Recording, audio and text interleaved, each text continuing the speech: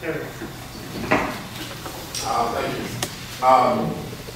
Like a lot of people here, I'm going back to the anti-Vietnam movement.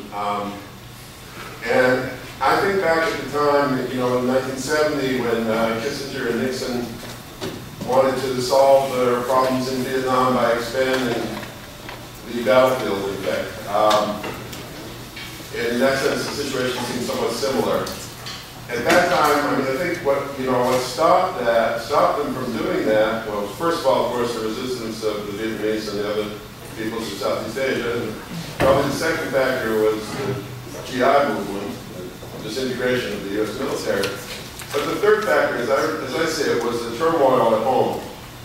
The fact that universities and other institutions were, in fact, from the point of view of the ruling class, sort of disintegrating or becoming unreliable.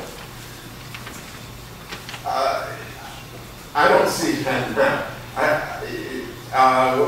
It seems to me that there's been very little social cost to the ruling class within the United States in waging war in Iraq. Even though people don't approve of it, there's been virtually no cost to it.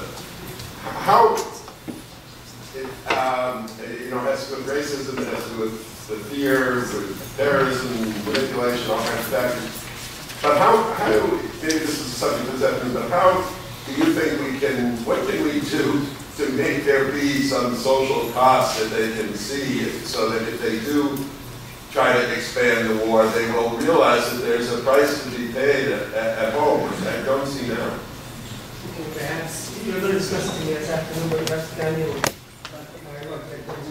want to say a couple of words. Is this, which one of these is Alice they vote for? Well, I think you're absolutely right that the social and political cost of the Iraq War and any threat to Iran has to escalate dramatically. And I also agree with your characterization that it was a question of turmoil and tumult and sort of the whole system being challenged in various ways during the 1960s that really raised the political cost of Vietnam. And I agree with you that, that wasn't the only factor. And I just want to, this is a hard nut to crack. Let's just be honest. A lot of us have been thinking about it. I mean, all of us, many of us here are activists and we're speaking and going to events and organizing and doing everything we can to change this situation. And I think that,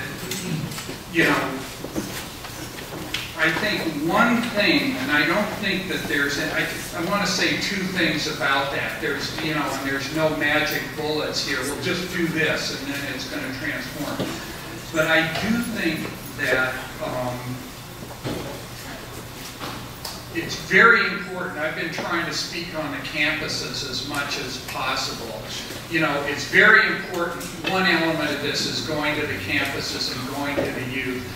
And my argument is, look, if we have 3 committed activists, or 10 or 5 on any of these campuses who work with World Camp Weight or some of the other groups here, that's how it can start. There was a student strike started by one person at UC Santa Barbara on February 15 that ended up starting a group of 20 at Santa Barbara and spread to 27 universities. I think that's the kind of challenge that we need to put to people, and I also think that we need to put a moral challenge to people. It is not conscionable to go about your business while the world's being burned out. And I think the points Dan made about the theater on fire is correct.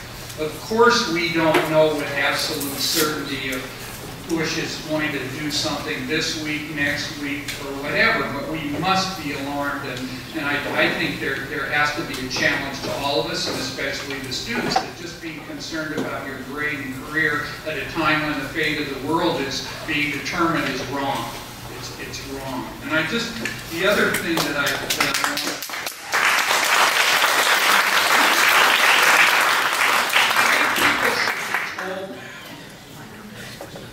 The other thing I want to say, I want to mention quickly, tomorrow there is a youth, any youth here are welcome to the World Can't Wait Youth and Student Conference.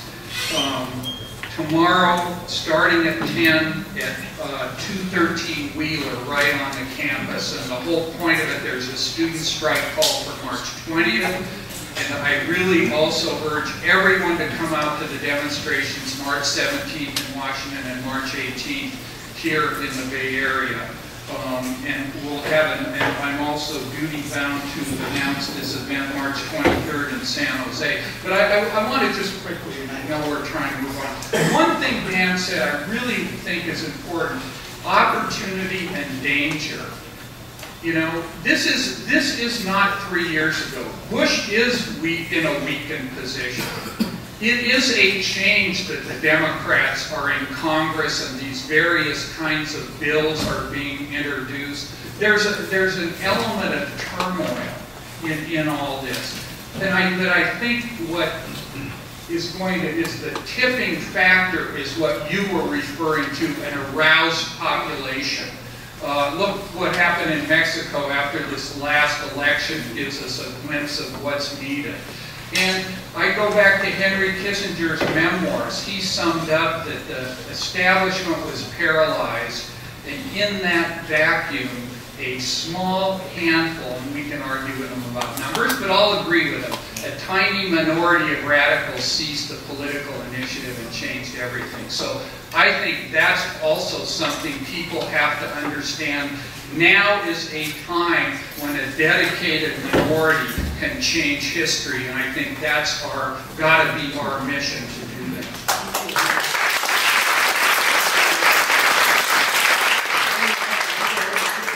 I'm going to ask everybody to be at least at their hands. Speakers and people ask. My question is for Daniel Ellsworth.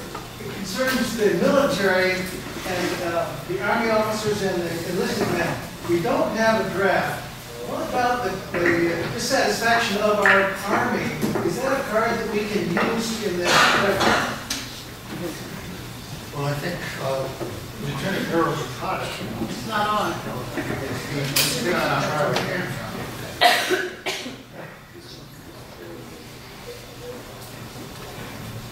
Is this better? Yeah.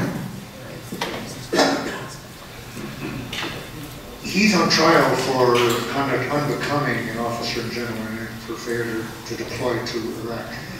I would say he is the single member of the armed services of any rank or the single U.S. official who has taken seriously his oath, which they all took, to protect and defend the Constitution.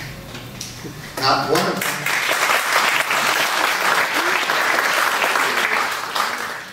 In some kind of enlisted men actually take a somewhat different approach. I just learned that relatively recently. An oath that does mention the commander-in-chief and obedience to superior officers. Now, officers have superior officers, and they have a commander-in-chief, and the officials have a president. Their oath, which I took, both in the Marines and in the government in various capacities, in which every official has taken, it does not mention the president, the commander-in-chief, or superior officers.